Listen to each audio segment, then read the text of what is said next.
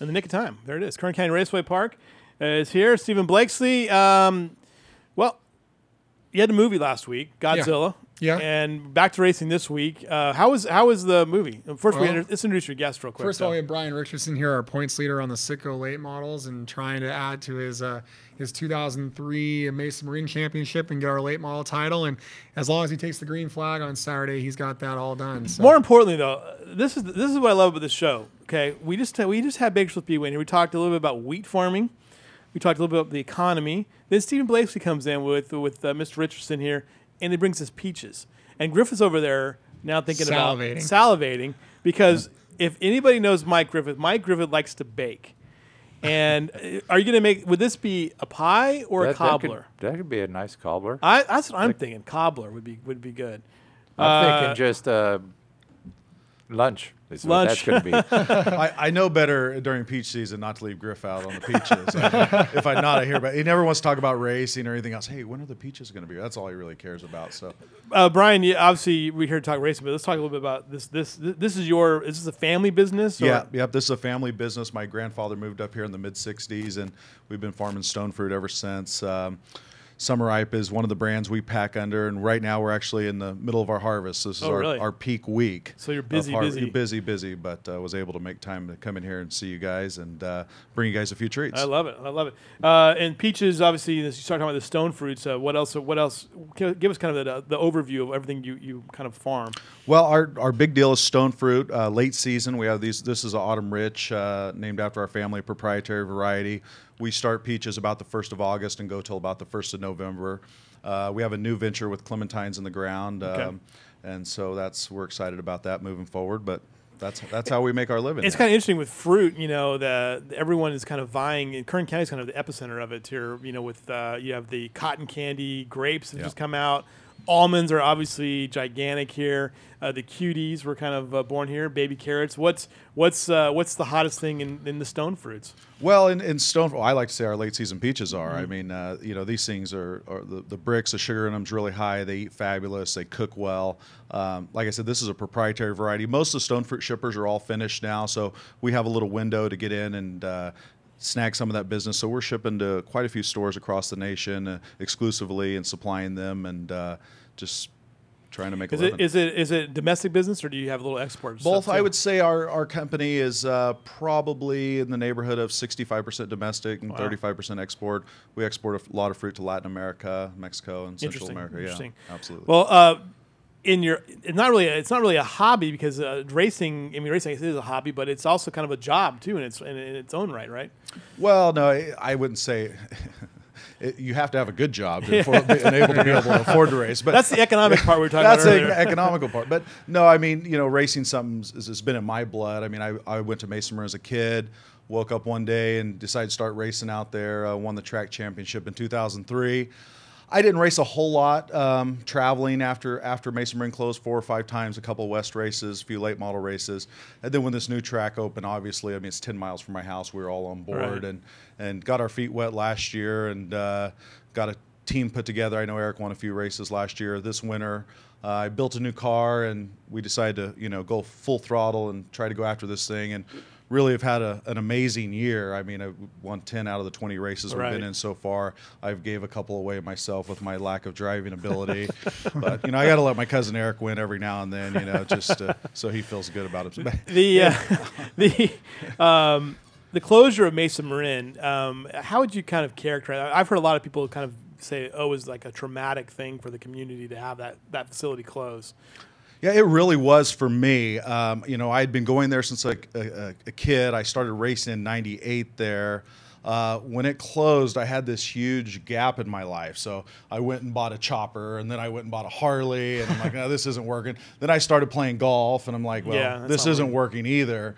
And but traveling and racing is just so expensive, so time-consuming. As my kids got older, it became tough, and I just didn't do a whole lot of it. But, it's pretty amazing to have this track out here. Be back to doing what we love. I like the big tracks, the half-mile tracks over the smaller tracks, so it really fits my driving style. And were you ever concerned? I mean, I know with Kern County Raceway Park, we had the start, and then the stop for a long period, and then James Vernon and everybody comes in and does this great job with this track. I mean, what was your kind of take on how that progressed? Well, I mean, when the track first started being built, we were all excited. Wow, we got this new amazing place that's going to be here to replace Mesa Marin. We thought there'd be a year or two gap. Then when that all died, we just sat there, and then rumors. Every year there was a new rumor. Every 6 months there was a new rumor, and we're going, okay, and we start to get excited. And then finally there was a point where we just weren't excited anymore because they were all rumors. And then when the rumor came around with James Vernon and then I know Charlie Beard got involved after James did, it got serious, and we're like, all right, let's start moving forward and putting our race team back together and see what we can do. And gosh, it was just really fortunate. We Steve Bolderoff, Rip Michaels, we got Bill Beam on our team. My brother Clint helps me. Miraculously, we had just this great group of guys come together to be a part of our team. We stressed, hey, we're going to go out here and have fun. We want to win. We want to go fast, but let's go have fun. That's number one. That's what we're spending the money. There's no reason to go out there and be miserable. Right. And so, man, we've had a blast. We've won a lot of races, and now it looks like we're going to wrap up a championship. And let's talk about that. What can we expect this weekend? Well, this weekend is our race against cancer, and we've got a couple different groups we're working with. I know Brian has a few props here on that. The American Cancer Society and the Making Strides group, they've been selling tickets for us. Also, Camp Out Against Cancer and the Kern Cancer Fund has been selling tickets for us. So both those groups have been helping us out, and they are getting some fundraising out of that. We'll be crowning a champion in the CITGO lubricant late models. It's going to be Brian, as long as, like I say, you just got to take the green flag. The Super Stock, Perrin Kustra, the Milkman, another farmer, he's going to put that deal to bed. The Legends cars, we still have a few races to go, but Brandon Weaver could claim that title this weekend. Bandoleros, your favorite class, Lewis. Yes, love it. Tyler Bannister. I'm kind of leaning towards the Legends. I keep seeing it on Map. Well, TV. that's where Bannister's heading. I know. And he's already got the Bando title wrapped up, and then of course the 911 series. We'll have Jack FM out there. The Model A's will be out there. Will Shafter win the title? That deal's not over. That's a page one story. Hey, that's right Shafter and Bakersfield PD are only 6 points apart, and that deal's going to go down to the wire. Yeah, you need to bring them in here. Yeah, we'll make that happen We need for to the November show. Yeah. We have the big 90-minute November. Yeah, they get their finale is on the sprint car night, so we're putting them on a big spotlight, just letting them rip. So we'll tie down the walls and get ready for that gives you all year to fix the cars. Fall Fall shootout is that's coming up that's November, right? Halloween weekend, right. And that's going to be a 100-lap race, 5,000 to win for the CITGO, and 10,000 to win for the tour. So I know it's not an October Classic, but we'll get there. Yeah, the October Classic, I get a lot of grief from my cousin and a few other people. I let that race slip away from me 2 times. It's the one thing I never won at Mesa Marin. Last year in the inaugural one out here, my cousin got it because I destroyed my car Friday night in practice. We had a broken wheel. So, if we get through this weekend, don't have any issues, I can guarantee you that thing is marked on my calendar. All right. Taking a look at some of the cars. This is all Ricky Bassman photos, right? Oh, yeah. I think I own some money, by the way. Notice the 44 is ahead of the 4 there. I guess he's letting Eric lead. The last race he was out, I had to let him win one. I think his morale was down, and I had to get, So, but anyhow. Brandon Weaver, in the Legend. Shorty. Yeah, but he's been having a great year. He is formidable, though. Yes, he is. And Tyler Bannister in the Bandos. And what is going on in this picture here? I have no clue what's going on. There's all kinds of people there. We have some crew. We have my kids, my mom, my wife. Everyone's in this picture. Greg Zott's in there for some reason with his suit on. I'm not sure why. You just invite everybody down. Who's the best painter around, great tire guy. So, we've got a good crew. And it's a fun group of guys. I mean, I've raced before and showed up with different teams I've ran for and not had a lot of fun. And this is a great group of guys. And one thing we're going to be doing also with this breast cancer awareness, we're going to be putting hot pink numbers on the car to kind of support it. And hopefully my father-in-law is real involved with the American Cancer Society. And I know they have a deal here where you can get a pink shirt, and a ticket for $25 at the American Cancer Society. Wow. So if you're interested, I think there's another day or two left to go down and buy those.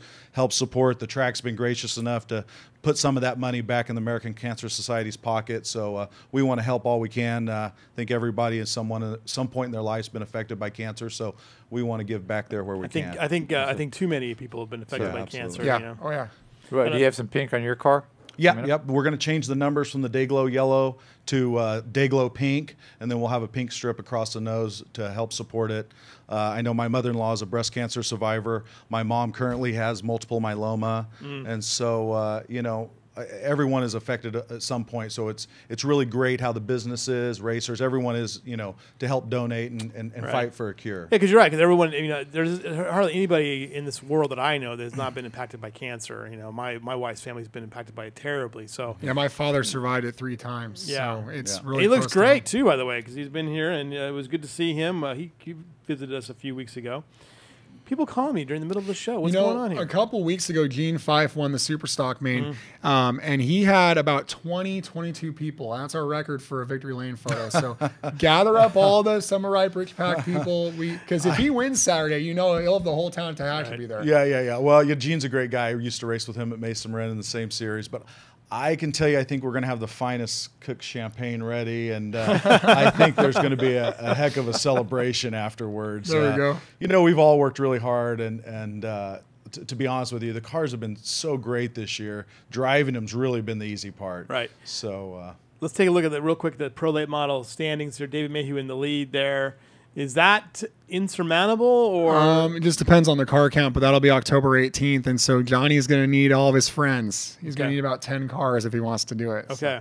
So. Moving on to the CITGO late model. There's Brian Richardson, the number 4 car, with a 60-point lead over Lance Wilson and Buddy Shepard, 126 points down. This is an interesting group because you got a lot of up and coming guys in this field. Like Rayson Vernon's been hot lately, and we talked about Buddy Shepard and of course Lance Wilson. What's it like to compete against some of these drivers? Well, you are careful around. You learn certain guys' different things they do on the track. I know one week a 14-year-old kid came from up north and got us, and I gave him everything he had. I was under his bumper, moving him around, got into his left rear without wrecking him. Yeah. And he handled it well. It's amazing how hard it is to rattle these kids' cage. Yeah. But at the end of the day, us old guys can still get it done too. Sometimes I get sick of hearing about the 14-year-olds, right. But that's fine. Spec Mod. This is Chris Dalton is the leader in this one. Yeah, that deal's insurmountable. Like again, he's just got to take the green flag on right. the 18th of October, and we'll have a police officer as a champion. Nice, very nice. And then Superstock. The Milkman. The Milkman. Oh yeah. He will win this one. Perrin Kustra over Gene Fife. And in the mini stock, Randy Smith with a 28-point lead over Terry Pettit. Stacey Evans is there with 38 points back. And in the legend, Brandon Weaver with a 28-point lead over Eddie Guerrero. Now, these guys have had some great battles, though. Well, and this is a wild card because that event on the fall shootout is a points race for them. It's not for the CITGO cars, but it is for the legends. They're racing April at 17 cars. So if they got that big car count, Weaver would still have to mind his P's and Q's. So this one's not over quite yet. And then here's another name we mentioned before, Anthony Balcazar in the 17 car. He's got a 16-point lead over Jeremy Clark. He's won the track championship at Bakersfield Speedway, going for the sweep. Yeah, well, he'll also try to win Santa Maria as well. Oh, really? So he's going to try to do the triple.